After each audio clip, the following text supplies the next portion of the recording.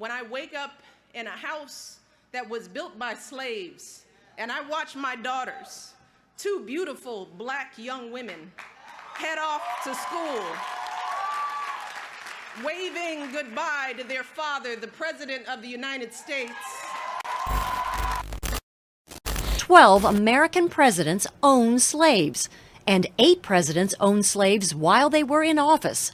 For instance, Andrew Jackson called slaves unfortunate creatures, but he owned more than 160. And Zachary Taylor said owning slaves was a constitutional right, worth going to war to keep. Our national symbol of democracy and freedom. But behind the proud history of the White House are the black hands of hundreds of slaves. It was the slaves that did a lot of the building of the White House. They also worked there, did the service jobs, where the people that would tend the horses or clean the dishes, prepare the meals. Hey everyone, and welcome to Eye to Eye. As the country gets ready to inaugurate its first African-American president, documentation proves slaves helped build President-elect Obama's future digs. The White House. Jim Axelrod spoke to 2 experts about the historical impact.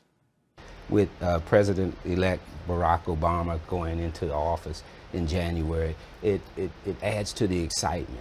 Do you let yourself go there? Do you sort of run those sort of scenarios in your mind where you think if somebody had tapped one of these slaves or free blacks on the shoulder and said, by the way, in another couple of 100 years, there will be a black man in the White House? You ever let yourself go there and think about that? Well, I do go there, and I would think that they would say, no way, no way.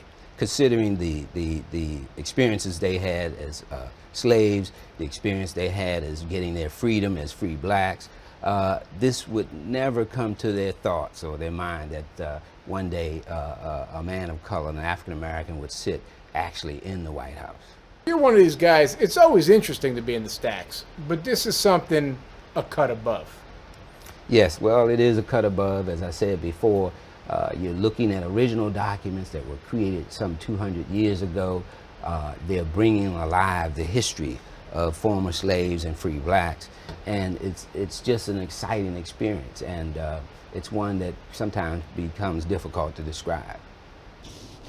This is actually a document that shows a receipt or / voucher of an individual. It identifies the commissioner of the federal city, and they're paying to Mr. James Claggett for the hire of a Negro, George, from 17th July 1794 to the 31st day of December 1794.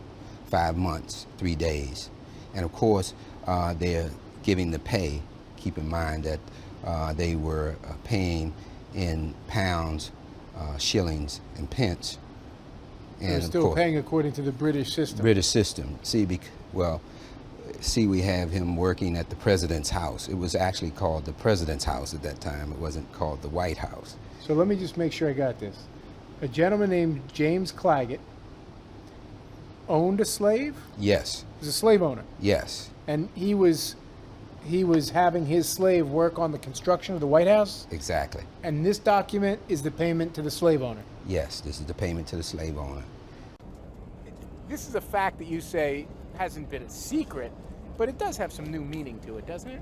Oh, certainly. I think the fact that an African American is about to become president of the United States gives the history of the White House that much more resonance, particularly the notion that Americans who were enslaved were involved in the construction of the house. I think that we're so busy in our daily lives we forget the obvious part probably sometimes, as well as the the more obscure. Dusk to dawn, a bell would ring at dusk, and at dawn a bell would ring. They'd have a long work day. They'd have huts built out here to sleep and to go to their services. Pierre Lafont, the person who designed Washington, D.C., contracted with slave owners to use their slaves to dig the foundation of the White House. James Hoban, the architect of the White House, actually brought some of his own personal slaves up to Washington, D.C.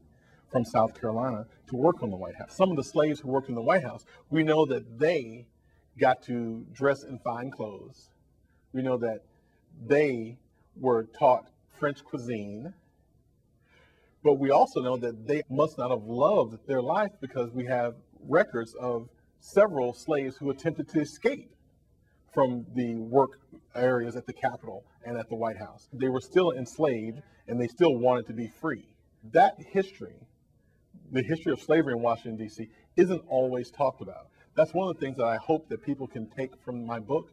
They can look at it and say, this is part of the history that we don't know, that we should actually take time to go back and look at. It closes a circle in American history to have an African American taking the oath of office and becoming the most powerful person in the United States, and yet still live in a building that was built by some of the least powerful people in the United States, African American slaves. It shows the progress that we've made as a country. That's the history the future first family inherits, and the Obamas' own history is one of slavery too.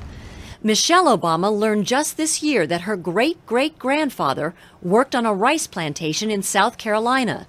She says finding that part of her past uncovered both shame and pride, what she calls the tangled history of this country. No, I think Michelle should celebrate the fact that that her ancestors had come through the ordeal of slavery. Her children are sleeping in the room of presidents, and it's a very great and hopeful sign. It's hard to know what the Obamas were thinking as they toured the White House after the election.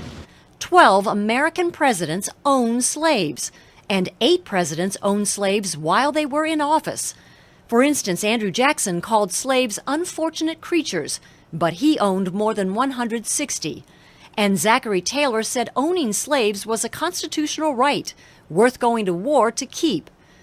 This year, November 4th, was a new beginning. If there is anyone out there who still doubts that America is a place where all things are possible, tonight is your answer.